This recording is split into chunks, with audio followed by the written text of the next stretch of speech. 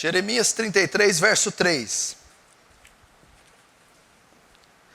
Clama a mim, e responder-te-ei, e anunciar-te-ei coisas grandes e firmes, ou ocultas, que não conhece. Clama a mim, responder-te-ei, e anunciar-te-ei coisas grandes e firmes, ou ocultas, que não conhece. Fecha os olhos. Pai, eu te exalto essa noite, grande Deus e grande eu sou. Manifesta a sua glória no nosso meio agora. Eu rogo por essa igreja, eu rogo pela minha vida, eu rogo pelo presente século, Senhor, que o Senhor não se aparte de nós, não nos lance fora da tua presença e continua tendo misericórdia das nossas almas. Nós sabemos a nossa condição de pecadores, débeis, fracos, Senhor, mas meu Deus, tu que és grande em força e forte em poder, tu que tem eterna misericórdia, as multidões das mesmas são a causa de não sermos consumidos. Tu que abunda em graça, Senhor, estende essa mão graciosa, poderosa, providente, amorosa, benigna até este culto. Que o temor do Senhor se assenhore desse local e que mentes e corações sejam tomados cativos em tua obediência e que eles tremam e temam diante do terror do seu nome, Senhor. Que assim seja, que o seu reino avance, que o Senhor obtenha glória e que a sua vontade seja feita em nome de Jesus. Amém. Esse texto de Jeremias 33, que é um convite de Yahvé à vida de oração, é um convite a Deus, é Deus convidando, é Deus clamando para que Israel clame, para que Israel ore. E para nós, essa noite, eu quero dizer algo, tinha inúmeros textos para eu pregar hoje, tem muitos textos para discorrer com a igreja, mas o que Deus colocou no meu coração, talvez seria o tema mais urgente da igreja contemporânea. O tema mais oportuno, pertinente, urgente, para a época escassa que nós estamos vivendo.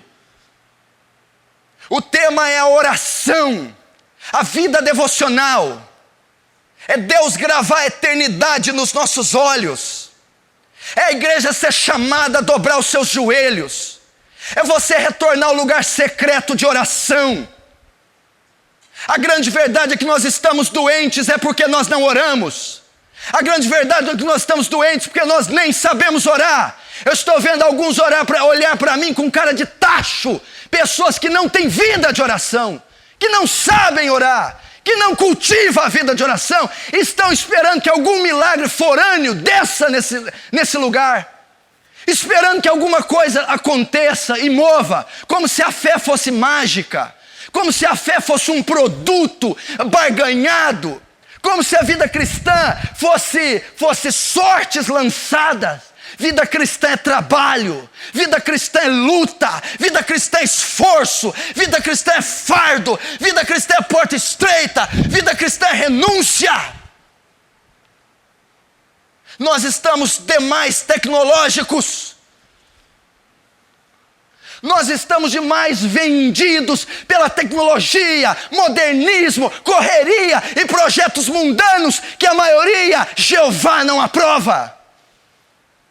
Nós estamos esquecendo a comunhão com Deus.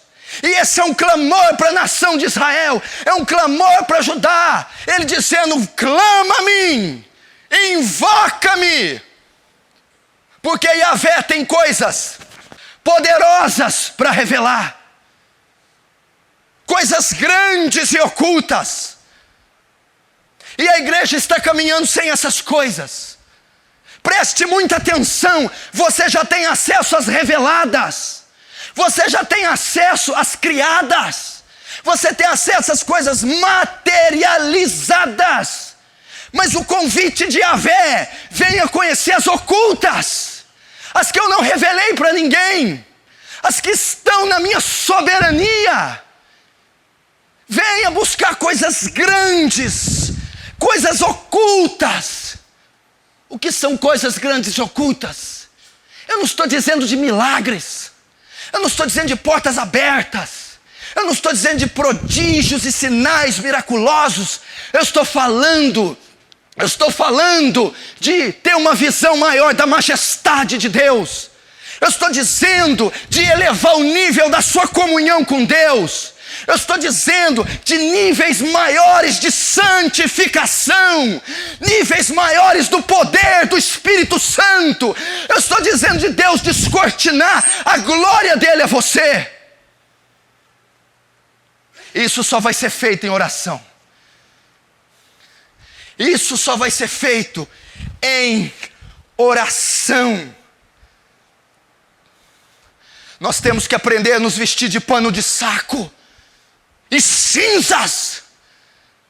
Você quer soluções que Deus não pode te dar. Você quer soluções rápidas. Você quer tranquilidade, conforto. Mas você não pode alcançar sem uma vida de oração plena, sem derramar suas lágrimas no leito. Olha para os jovens, quão débeis eles estão ficando, fracos, trôpegos, anêmicos, porque eles não sustentam uma vida profunda de oração, uma vida regular de oração. Olha as pessoas mais jovens, de 30 anos para baixo. Eu vou dizer para você que tem de 35 para baixo, a sua vida de oração é uma vergonha. Para os que têm vida de oração eu estou falando. Para os que não têm, não se considere cristão. É uma vergonha o que você faz. É uma vergonha o tributo que você dá a Deus diariamente. Por isso você está enfermo. Por isso você cai na imoralidade dia sim, dia não. Por isso o seu casamento é um inferno. Por isso você lê a Escritura e não entende nada, com a maior frieza e sequidão. Por isso você vem num culto e cochila. Por isso você vem num culto e não entende o sermão. Por isso o seu coração se endurece para a palavra. Porque você não cultivou uma vida devocional a semana toda primeiro. E sabe o que acontece? Você chega aqui cansado. Você está fatigado, eu sei. Você está cansado, estressado, nervoso. Você está esgotado. Sabe por quê? Porque está lutando na carne. Está lutando no braço. Está tentando sarar a situação, vencer as situações no grito, nas estratégias, no dinheiro, no fax, no e-mail. E você não está obtendo vitória. Porque as grandes vitórias são travadas no seu quarto, de joelhos na cabeceira da cama. São travadas de madrugada com lágrimas, pranto, gemido, jejuns. E nós queremos vitória de forma rápida. A igreja neopentecostal, ela criou um modelo, ela criou um padrão maldito, perverso e pernicioso na igreja. Ela criou um espírito místico, que você vem no culto em 1 hora, vai acontecer de tudo. Que você não precisa mudar a vida.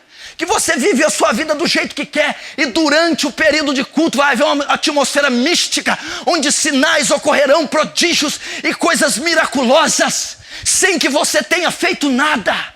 Então criou uma geração preguiçosa, mística. Nós precisamos orar. Nós precisamos orar. Os maiores homens que já existiram foram aqueles com maiores vidas devocionais. Eu fico vendo os candidatos ao ministério. Eu fico vendo pessoas que entram nessa igreja e dizem para mim: você não me dá uma oportunidade. Se eu te dar uma oportunidade, você mata essa igreja. Você afunda essa igreja. Se eu te dar uma oportunidade, você vai destilar carne. Eu não preciso do seu talento. Eu preciso que quando você abra a boca, Deus fale por você. Por que não se tem homens de Deus hoje? É por causa da teologia? Não, a teologia está no auge. A teologia, nós estamos vivendo um avivamento teológico no planeta. E você não tem visto nenhum homem de expressão, praticamente. Você não tem visto homens de Deus, de caráter, de fibra. Não tem visto mulheres de Deus, santas, poderosas, jovens intrépidos e ousados. Sabe por quê? Simplesmente pelo fato que eles não oram. Não se dá ênfase na oração. Não se vê seminários falando de oração, livros escritos sobre oração, pregações falando sobre oração, e não se tem exemplos nas igrejas de oração. Os maiores homens que já existiram foram homens com maiores vidas devocionais. Eu não conheço na história de Israel, dos hebreus, dos judeus. Eu vou ler Isaac, eu vou ler Jacó, eu vou ler Abraão. Abraão orou. Abraão intercedeu, Abraão rogou. e Deus poupou Ló pela oração de Abraão. Ao ponto de dizer, destruiria tu o justo, o ímpio com o justo? Se houver 50, Deus diz, pelos 50 não destruirei. Depois seu filho Isaac com a sua mulher estéril. Isaac orou instantemente por Rebeca, um homem de oração. Foram os patriarcas. Moisés, o maior ser, o maior filho de Adão, a maior criatura humana que existiu. Qual foi o êxito? 960 horas ininterruptas na presença de Deus, ao ponto da pele do seu rosto, uma matéria, um objeto orgânico, refletir a Shekinah de Deus, a luz de Deus, a santidade de Deus. Sabe o que Moisés teve a honra de fazer? Lembra quando Isaías vê o trono de Deus? E a santidade de Deus fulgente, reluzente. Qual era a atitude de um dos serafins? Cobrir o rosto. Quando Moisés desce do monte Sinai, Israel não suporta orar, olhar para Moisés, porque a santidade de Deus, a glória de Deus resplandecia na carne de Moisés. E como ele conseguiu isso? 960 horas na presença de Deus, orando. Os maiores homens foram homens de vida devocional. Jonathan Edwards, todo mundo conhece a teologia de Jonathan Edwards, um puritano, reformado, um homem brilhante, segundo especialistas, o maior teólogo depois do apóstolo Paulo. O sermão mais conhecido da história, depois dos sermões canônicos, bíblicos, foi o sermão pecadores nas mãos de um Deus irado. As pessoas, quando escutaram esse sermão de Jonathan Edwards, essa pregação, foi tão impactante que as pessoas agarravam nos pilares da igreja, achando que o chão ia abrir, eles seriam engolidos. Uma das pessoas se levantou lá atrás, veio correndo até o púlpito. Senhor Edwards, pare, nós não suportamos, pare. O que deu êxito a ele? É que antes desse sermão, 3 noites e 3 dias, Jonathan Edwards não comia, não bebia e não dormia. Rogar a Deus, dá-me a Nova Inglaterra. E despertou o primeiro grande avivamento da Nova Inglaterra. Porque tinha um homem com vida devocional. Ele é o homem que disse a frase: Deus, grave a eternidade nos meus olhos. Grave a eternidade nos meus olhos. O que significa gravar a eternidade nos seus olhos, pastor? É viver na terra, tendo na mente o céu. É viver aqui, pensando na eternidade, pensando nas riquezas insondáveis do céu, pensando na magnífica glória de Deus no céu.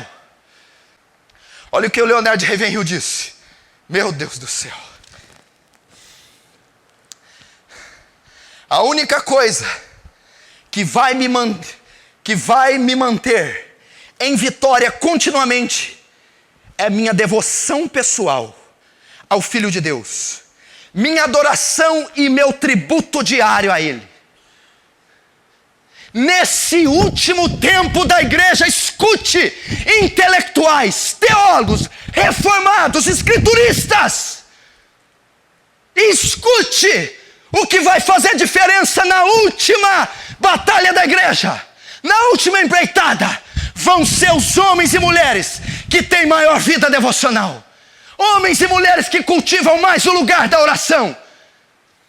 Quando eu vi Leonardo de Ravenhill dizer isso, assim como a pregação da vigília marcou Jonathan, essa pregação me marcou. Eu fiquei semanas pensando, meu Deus, ele fala com uma classe. Esses últimos tempos, o que vai realmente fazer a diferença é o tributo diário que eu dou a Ele. É a minha adoração que eu dou diariamente. É a minha vida devocional. E eu fiquei pensando, meu Deus, quanto eu tenho dado ao Senhor diariamente? Quanto eu tenho tributado ao Senhor devocionalmente diariamente? O meu tributo diário. Quanto eu estou gastando em oração diariamente? Quanto eu estou gastando em adoração diariamente? Quanto eu estou te devotando diariamente?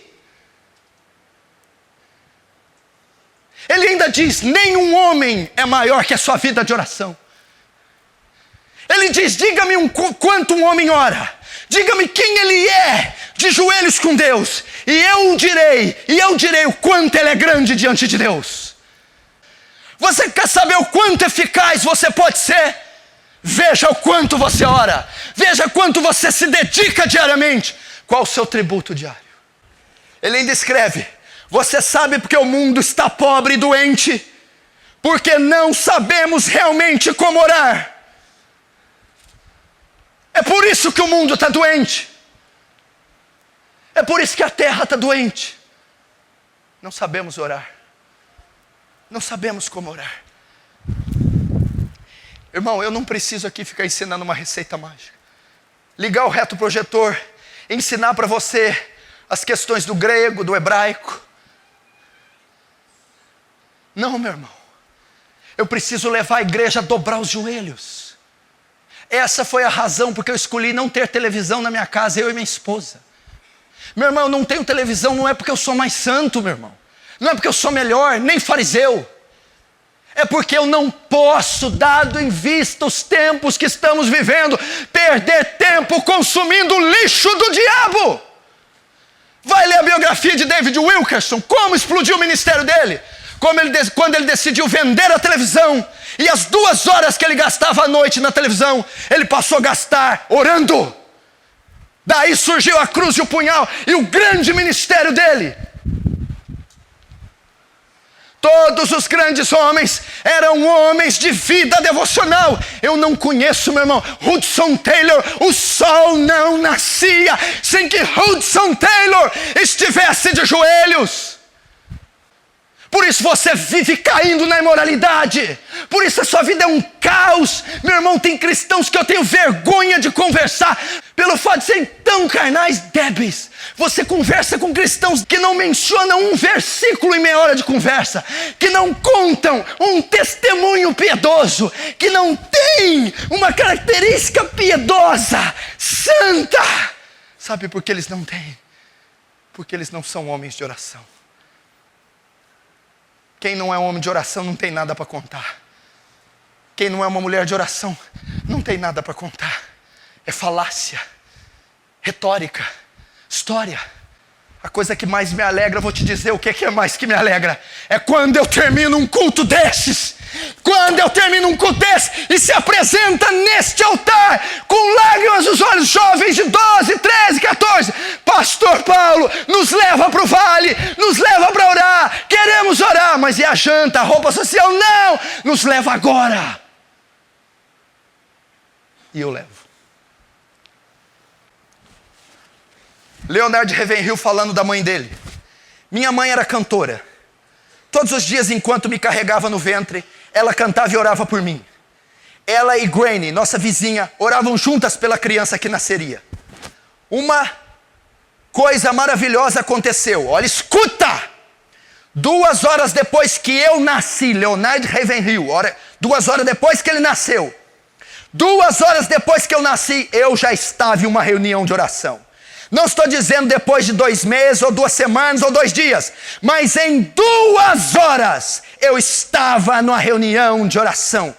20 anos depois, minha mãe me contou, dizendo, depois que a parteira saiu, desci da cama com você, impus minhas mãos sobre você e orei. Senhor, faça desse menino um pregador, ou então não o deixe viver.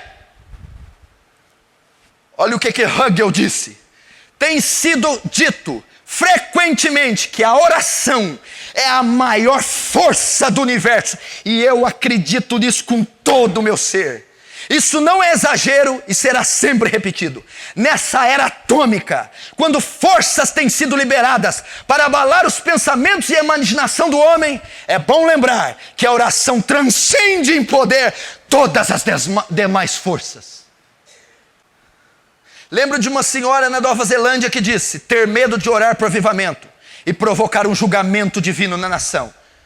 Pode ser que ela esteja certa, mas é melhor termos um avivamento seguido de julgamento do que de um julgamento sem o avivamento, porque é isso que vai acontecer. Você pergunta, bem, depois disso tudo, para onde iremos? A resposta é, só há um caminho para os transgressores e para a nação corrompida pelo pecado, buscar a misericórdia de Deus. Ouça-me! Toda a igreja que não tem cultos de oração em sua programação está se condenando. Cada promessa de Deus que não é reivindicada, condena-nos. Cada vizinho perdido, condena-nos. Cada lágrima não derramada, condena-nos. Todo idólatra perdido, condena-nos. Cada minuto desperdiçado de nosso tempo, condena-nos. Cada oportunidade não aproveitada de clamar a Deus pelos perdidos, condena-nos. O próximo ano não nos pertence. Amanhã pode ser muito tarde, a menos que nos derramemos e retornemos ao altar de Deus com oração fervorosa, a menos que jejuemos e choremos, a calamidade virá sobre nós como julgamento. Você está achando que esse homem trata a oração como um detalhe da fé cristã? Ou como uma prática que você faz na cabeceira do edredom 5 minutos antes de dormir? Não. Eu imagino quando Deus sai para sondar corações pela madrugada. Quem ele acha vigiando e velando em oração? Pela nação corrupta e apóstata brasileira. Pela igreja brasileira que naufraga num caos. Pela família, que você tem membros da sua família usuários de droga, adúlteros, aidéticos, endemoniados e ateus. Quando ele vai a Ezequiel, ele diz, procurei alguém que se posicionasse na brecha e a ninguém eu encontrei. Nossos leitos estão muito secos, nossos olhos estão muito secos, nós temos muitas desculpas para não orarmos. E nós estamos pagando alto por isso, pagando caro por isso. Meu irmão, essa mensagem curta que já vai se encerrar, é um chamado à igreja Aliança do Calvário a dobrar os seus joelhos e começar rápido, antes que seja tarde demais. Como que alguém alcança a santificação? Eu jamais conheci alguém que teve vitória sobre o pecado. Eu jamais conheci alguém que se santificou. Eu jamais conheci alguém que conseguiu se santificar sem a oração. É impossível. Você quer formas triviais para vencer o pecado. Você quer formas mágicas, místicas para se santificar. Não existe. A oração é o canal, a oração fluxo que me conduz à santificação. As batalhas que eu travo contra a carne e o pecado, eu só as venço em oração. Como você quer ser santo sem oração? Como você quer vencer a lascívia, a cobiça, a concupiscência, a luxúria, a excitação? Como você quer vencer as obras da carne? Sem oração é impossível. Você está sendo desafiado a orar. Como você galga níveis de santificação, como Robert Murray McCheyne, como o apóstolo Paulo, como você adquire pureza, como José, que conseguiu sair da sedução da mulher de Potifar, conseguiu sair do apego, ele venceu a luxúria face a face. Quem aqui, o pior momento que teve com Deus, foi o momento que mais orou? Quem aqui, o momento que mais pecou, foi o momento que mais orou? Levanta a mão. Impossível. Qual aquele que desfrutou de menos santidade quando mais estava orando? Ninguém. Então você está vendo como a oração é importante? Vamos aprender a dobrar nossos joelhos. Precisamos voltar a beber das fontes de águas vivas. Meu irmão, eu sou pastor dessa igreja. Eu sou responsável por te conduzir. Eu sou o responsável espiritual, um dos responsáveis. E eu sei que alguns estão vivendo com gotas. Alguns estão vivendo com respingos. Há anos não bebem das fontes. Não desfrutam de rios de águas vivas, da plenitude do Espírito Santo. Eu nunca vi alguém ser cheio do Espírito Santo sem orar. Pessoas querem pregar poderosamente. Pessoas querem sermões poderosos, querem ganhar almas, querem ser pessoas inflamadas. Sem oração, o seu sermão nunca será poderoso. Sem oração, você nunca conduzirá um pecador sequer ao arrependimento. Estava discutindo ontem com os pastores sobre pregação, o tema pregação, no final do culto. Pregação expositiva, pregação temática, pregação isso, dado histórico, pano de fundo histórico, e eles comentando. Fazer exegese da pregação, os originais grego e hebraico. Exegese vem do prefixo ex, extrair, tirar o que está dentro. Isso é fazer exegese. A grande verdade, o problema não está na exegese dos expositores. O problema não está na homilia. Não está num sermão temático, expositivo, histórico, acadêmico, reformado, contemporâneo. O problema é que os pregadores não oram. Não há vida de oração antes. Meu irmão, eu não venço a batalha aqui de noite. Eu venço ela à tarde aqui nesse altar chorando. É aqui que a batalha é travada. É aqui que os demônios são vencidos. É aqui, meu irmão, que Deus é convencido em atender um verme como eu. Oração. As pessoas perguntam, pastor, como faz para ser cheio do Espírito Santo? Eu fico pensando, mas como que elas têm coragem de perguntar um negócio desse? Será que elas não entenderam ainda? Você até já perdeu esse perfil, né? Ser cheio do Espírito Santo é necessário. Meu irmão, olha aqui para mim.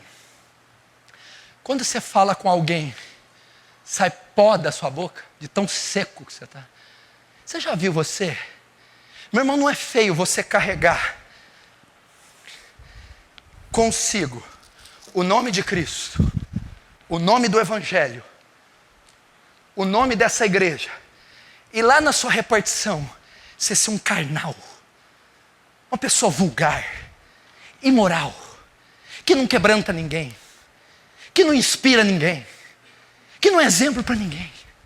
Por que você na repartição do seu trabalho, seja pedreiro, servente, sapateiro, esteira, balcão, gerência, caminhoneiro, taxista, as pessoas não são comovidas com as suas palavras, elas não se quebrantam com as suas palavras, elas não se arrependem com o seu sermão? Por quê? Porque você não é cheio do Espírito Santo, porque você não destila graça, não destila poder, não destila amor, não destila virtude. Quando aquela mulher tocou na beiradinha do vestido de Jesus, ele disse: quem me tocou? Porque de mim saiu virtude. Por que não sai virtude de você? Hein? Por que você tem que fazer uma piadinha sem graça? Conversar de futebol? Por que você não tem? E quando você vai abordar um tema bíblico, é tão sem nexo, é tão sem força, é tão sem vício, é tão sem vida, não é penetrante, não é como espada de 2 fios, que queima o coração do pecador, que arde as entranhas do pecador. Quando aquele pregador está falando, queima o meu coração. Por que não acontece isso com você? Porque você não é cheio do Espírito Santo. E sabe por que você não é cheio? Porque você não ora. Só tem uma maneira de ser cheio do Espírito Santo: Não, mas a gente já não recebe o Espírito Santo quando converte? Quem está falando isso? Não distorce o que eu estou falando, não. Eu estou falando de manifestações mais gloriosas da graça. Manifestações mais gloriosas do Espírito Santo. Enchimentos que Paulo ensina a nos ter. Não vos embriagueis com o vinho, qual a dissolução, mas enchei-vos. E como alguém é cheio? É cultivando a oração, é clamando Ele nas madrugadas. Meu irmão, sabe o que eu faço quando eu quero ser cheio do Espírito Santo? Quando eu me sinto vazio, seco, frio, quando me torcem e sai pó de mim, quando os meus sermões estão entediantes, eu me retiro para o vale, para o bosque, aqui de madrugada, para buscar e pedir um dia, e pedir 2, e pedir 3, uma semana inteira. Me enche do teu Espírito, me enche do teu Espírito, me enche do teu Espírito, até que Ele me enche. É lutando, não é tarefa fácil, é exaustivo, é torturante, mas é eficaz. E eu vivi como evangelista mais ou menos uns 8 anos. Ajudava os jovens na igreja e evangelizava. Repúblicas masculinas, repúblicas femininas, jogadores de basquete, jogadores de vôlei, técnicos, vizinhos, parentes, pregando. E almas se convertendo. Se converteram jogadores, se converteram atletas, se converteram jovens, se converteram crianças, se converteram adultos. E Deus me fez lembrar, meu irmão, a maior ferramenta de eu ganhá-las.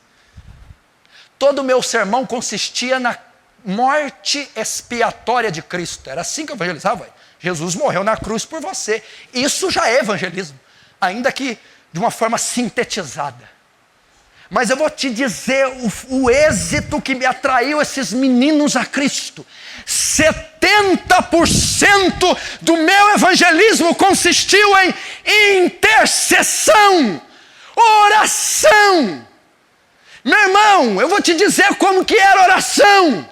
Quando eu fazia um convite para uma alma assistir um culto, não era um convite para ela se converter, era um ímpio só para vir, só para se transladar, só para a remoção dele da casa para o culto. Eu convidava ele no domingo, na segunda, e eu orava 7 dias para ele aceitar o convite. 7 dias Deus faz ele vir ao culto, abre as portas, tira os embaraços, que ele vem 7 dias. Quando chegava domingo, ele não vinha. E eu orava os outros 7, recombinava. Mais 7, jejuava, orava todos os dias, só para ele aceitar o convite. Não é para ele se converter. Depois da segunda semana, 14 dias, orando e jejuando todo dia, apenas para ele vir. Ele aceitava o convite. Eram 14 dias orando e jejuando, só para ele aceitar o convite. Depois eu ia orar mais meses e até anos para ele se converter. O pastor Luiz, eu evangelizei e orei 1 ano para aquela vida. 1 ano ininterrupto, 1 ano chorando, 1 ano gemendo, até que ele veio. Se você estudar as biografias, todos os grandes ganhadores de almas, quer ser ganhador de alma? Eram homens de oração.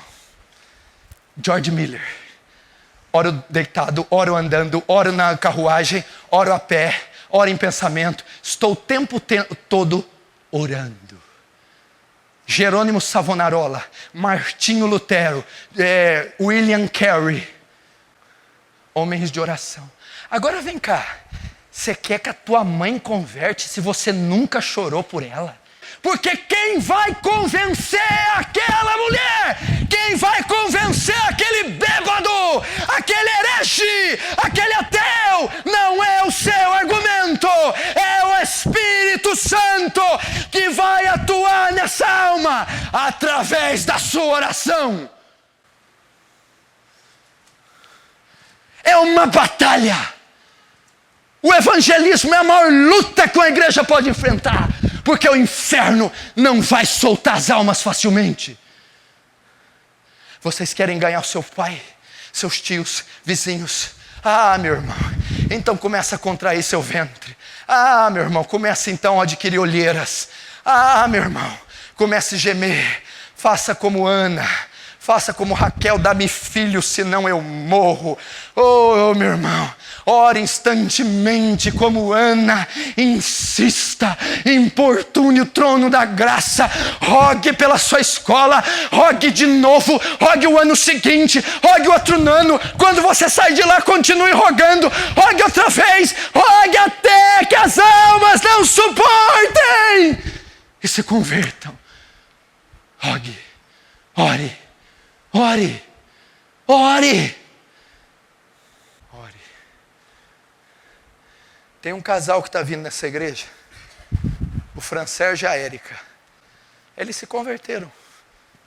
Estão esperando o batismo para deixar as águas. Sabe quantos anos eu orei pelo Fran Sérgio converter? Segura aí.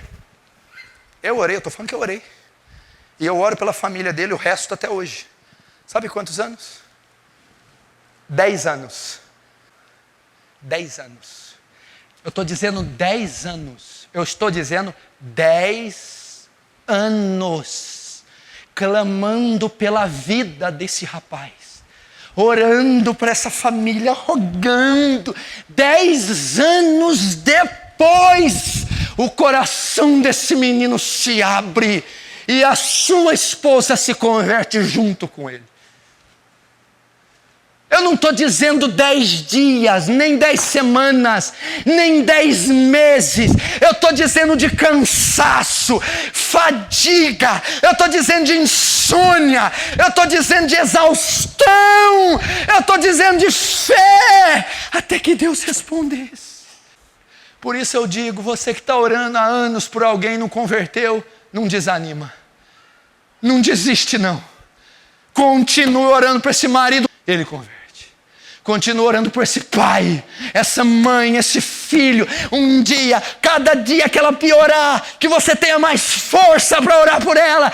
Cada dia que o inferno mostrar que ela não será salva, você ore mais ainda dizendo, será salva.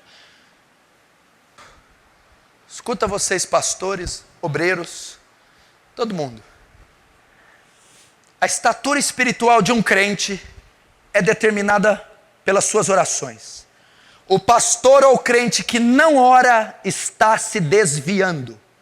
O púlpito pode ser uma vitrine onde o pregador exibe seus talentos, mas no aposento de oração não temos como dar um jeito de aparecer. Embora a igreja seja pobre sobre muitos aspectos, é mais pobre ainda na questão de oração. Contamos com muitas pessoas que sabem organizar, mas poucas dispostas a agonizar. Muitas que contribuem, mas poucas que oram. Muitos pastores, mas pouco fervor. Muitos temores, mas poucas lágrimas. Muitas que interferem, mas poucas que intercedem. Muitas que escrevem, mas poucas que combatem. Se fracassarmos na oração, escute, se fracassarmos na oração, fracassaremos em todas as frentes de batalha. Os 2 requisitos básicos para se ter uma vida cristã vitoriosa são visão e fervor. Ambos nascem da oração e dela se nutrem. O ministério da pregação é de poucos. O da oração, a mais importante das atividades humanas, está aberta a todos. Porém, escuta, é para vocês agora, ó. Porém, as criancinhas espirituais comentam sem o menor constrangimento: ah, hoje não vou à igreja, hoje é dia de reunião de oração. É bem possível que Satanás não tema grande parte das pregações de hoje, mas a experiência do passado leva-o a regimentar todo o seu exército infernal para lutar contra o crente que ora. Satanás convoca o seu exército para combater um homem que ora. Deus não desperdiça seu poder. Se quisermos ser poderosos na obra dele, temos que ser poderosos com ele. E no entanto, para vergonha nossa, nem recordamos quando foi a última vez que passamos uma noite toda em oração a Deus. Em nossos dias, são muito poucos os que estão dispostos a assumir a responsabilidade de orar inspirados pelo Espírito. E para esse tipo de oração não há substitutos. Temos que orar, senão pereceremos.